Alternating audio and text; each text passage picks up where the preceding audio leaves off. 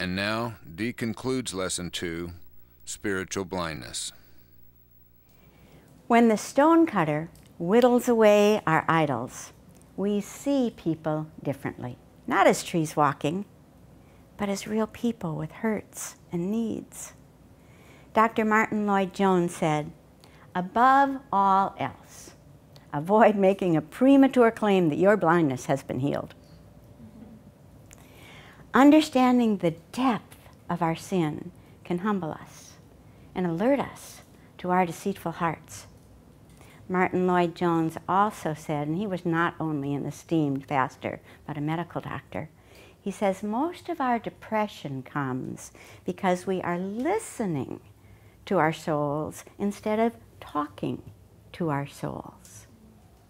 Because our souls are like hungry whirlpools that tell us lies. Storms come up here in Door County. They're fascinating to watch. This is a picture of my daughter-in-law, Julie, and my granddaughter, Jessa, watching a storm come up right out here. At first, the water is completely still and the birds stop singing. Then there's just a little ripple in the water and you begin to hear the thunder and the flash lightning. Then the trees begin to blow a little, and then the waves begin to grow, and then the whitecaps come, and they can be so big that they can sweep over our dock. That's what happens when we do not address our idols. They get more and more and more control, because lying begets lying, and bitterness begets bitterness, and gluttony begets gluttony, and anxiety begets anxiety. And then there's a real storm in our souls. When I was devouring my administrative assistants, I was listening to my soul. And my anxious thoughts were multiplying. Oh no, my ministry will fall apart if she does not have this retreat completely in hand. How is she really spending her time today? Maybe I better micromanage her. I didn't put it that way, but maybe I'd better just watch how she's behaving herself today. I should have said, be still, my soul.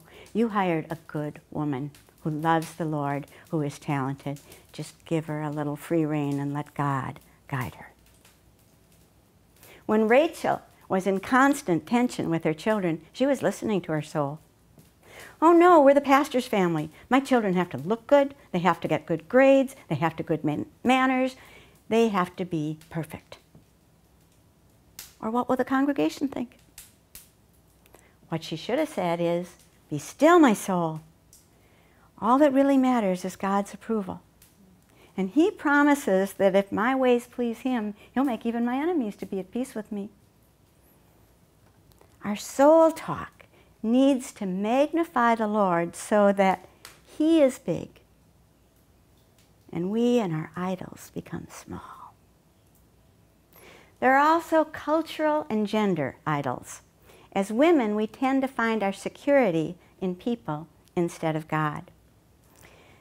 When I wrote The Friendships of Women over 25 years ago, I was very aware of how easily we as women find our security in our friendships. And I remember our daughter Sally was just a little girl then, and she and her friend Tricia were practically joined at the hip, and I was beginning to get anxious and watching them, and they were so anxious if they didn't have time together, or what if they didn't get in the same third grade? The life would fall apart. They knew it.